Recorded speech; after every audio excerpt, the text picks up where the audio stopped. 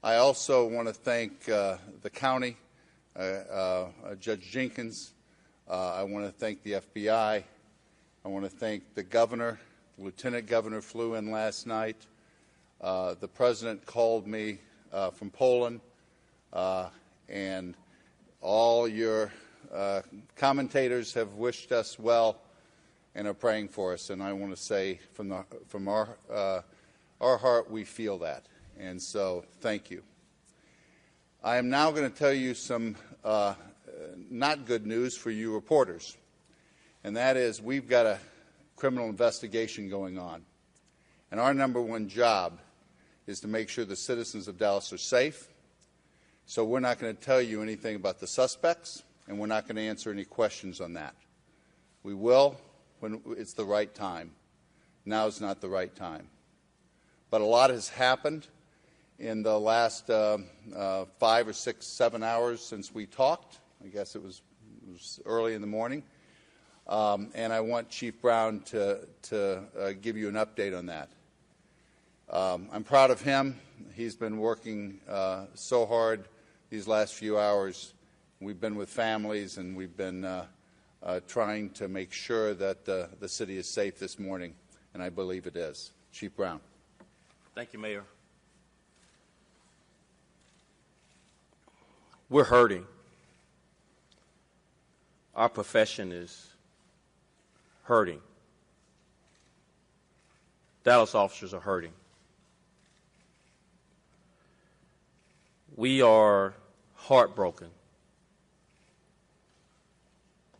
There are no words to describe the atrocity that occurred to our city. All I know is that this must stop, this divisiveness between our police and our citizens. To update you on what's transpired since we last spoke, let me walk through the standoff that had occurred, or that was occurring at El Centro on the second floor, the college there in downtown Dallas. We cornered one suspect, and we tried to negotiate for several hours.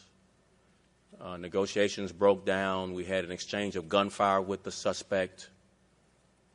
We saw no other option but to use our bomb robot and place a device on its extension for it to detonate where the suspect was.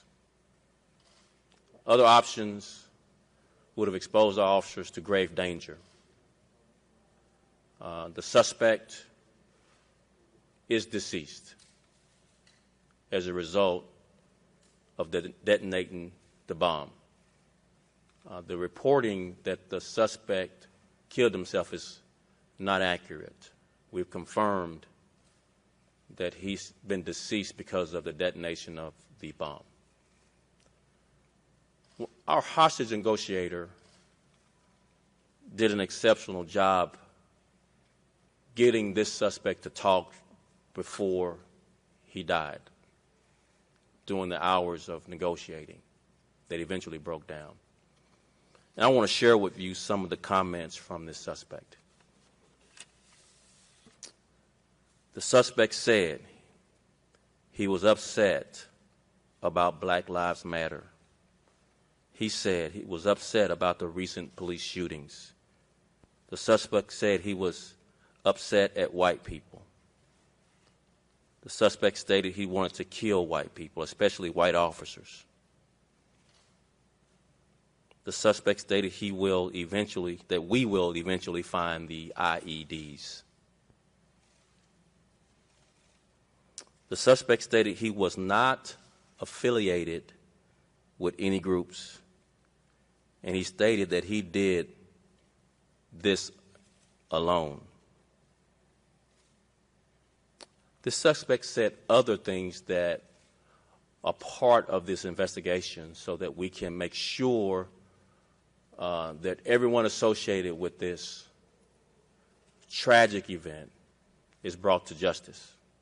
So as the mayor said, we won't expand on any further on what other suspects we have interviewed or looked at or their status until we get further into this investigation and get closer to a conclusion of what and who are all involved. But let me just say just some closing comments about Dallas police officers and Dart police officers. Some of the bravest men and women you'd ever want to be associated with. You see video footage after video footage of them running toward gunfire from an elevated position with no chance to protect themselves and to put themselves in harm's way to make sure citizens can get to a place of security. So please join me in applauding these brave men and women who do this job under great scrutiny, under great vulnerability, who literally risk their lives to protect our democracy. We don't feel much support most days. Let's not make today most days. Please, we need your support to be able to protect you from men like these who carried out this tragic, tragic event. Pray for these families. I spoke with the families of the deceased and the injured. They are not having a good time trying to deal, absorb this, trying to understand why. And they need your prayers. So please join us in helping us comfort the grieving officers' families. And I trust that soon, because we're working very diligently in processing the crime scene, to find evidence to bring any other suspects to justice that were a part of this. But please pray for our strength through this trying time. Thank you. I want to add that there are public safety officials that protect our cities and our institutions all across America every day that aren't police officers. And we lost one of those last night. A DART officer was one of the victims. And I want to just take a moment and say the professionalism of the DART organization was great. And I appreciate better school police officers, campus, college police officers, standing shoulder to shoulder with our police officers. And that's the way we work. Now, Chief Brown told the victims' families last night and the police officers that he was a man of faith. And I'm a man of faith too. And that we need prayers, and prayer is good. So today at 12 o'clock at Thanksgiving Square, a leadership group of interfaith ministers will be leading us in that prayer. I would ask that if you're at your home or at your office or at your school, to join us today at noon in that spirit of prayer, to bring our city together and our country together, to heal wounds, not create them. Thank you. Any questions that were not off limit? Yeah. The injured officers have Most of them have been released. There are some that will need follow-up. I'm not going to go into the detail of what types of injuries. Their families are being very private for obvious reasons right now. But again, excuse me, what's the question? I'm sorry. Critical. No. Yes, they're doing better. Some have been released. Some of their statuses, they're still needing more treatment, but they're being very private about any further details about their health. You have worked, and your department has worked with the community, have good relations. You speak to that and to the fact that something like this, could happen. So we have to be right 100% of the time in the way we police this city. Suspects like this have to be right once. They don't have to work very hard to do cowardly acts like this, to snipe at our officers from elevated positions and to ambush them from secreted positions around corners. All that hard work is not for naught. This city has shown great support for this police department. This mayor and council and city manager's office have supported this department and these officers, and we expect that to continue. And this community, I'm born and raised here. Dallas is a great city. Our officers will continue to put themselves in harm's way to protect these great citizens. So it's worthwhile. I want to brag just for a second for if anybody hasn't heard us say this. This police department trained in de-escalation far before cities across America did it. We are one of the premier community policing cities in the country. And this year, we have the fewest police officer-related shootings than any large city in America. So we are working hard to improve, and there's always room for improvement. But we are best in class, we feel. Well said. Talking to people, suspects, but the people in Dallas watching at home, are you confident that the threat is now over? No, I'm not going to be satisfied until we've turned over every stone.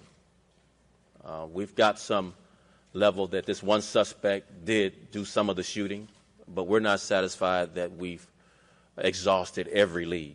And we're not going to be satisfied till every lead is exhausted. So if there's someone out there that was associated with this, we will find you, and we will prosecute you, and we will bring you to justice. As of right now, it's a total of 4 suspects? We're not counting or expanding on who or how many. We're going to keep these suspects guessing.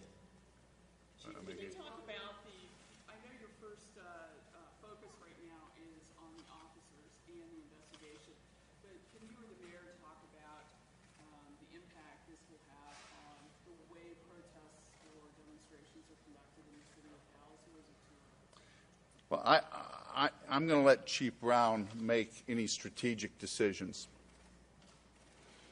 But I think it's important for citizens to realize that we want to give everybody their freedom of speech. We've been through several protests in the last 5 or 6 years, and they've all gone in a safe manner.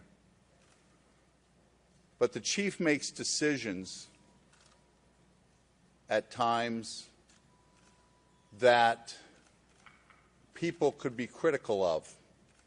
Do you escalate it too much? Do you put too much body armor on? If we're all being critical of those things, just think about today. This is what you're risking if you don't do it right. And so from a policy standpoint, we believe in the right to protest peacefully, and these were peaceful protests till this happened. But we also have to believe in keeping our police officers safe. And I know I'm going to redouble my efforts on that. So how does this change the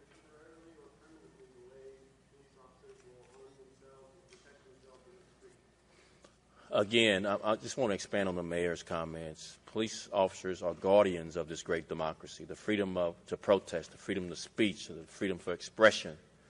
All freedoms we fight for with our lives. It's what makes us who we are as Americans. And so we risk our lives for those rights. And so we won't militarize our policing standards, but we will do it in a much safer way every time, like we chose to do it this time. We had an adequate amount of officers at this scene, and we were blocking traffic and doing all the things to protect people's right to protest and their free speech. We are not going to let a coward who would ambush police officers change our democracy. We're not going to do it. Our city, our country is better than that.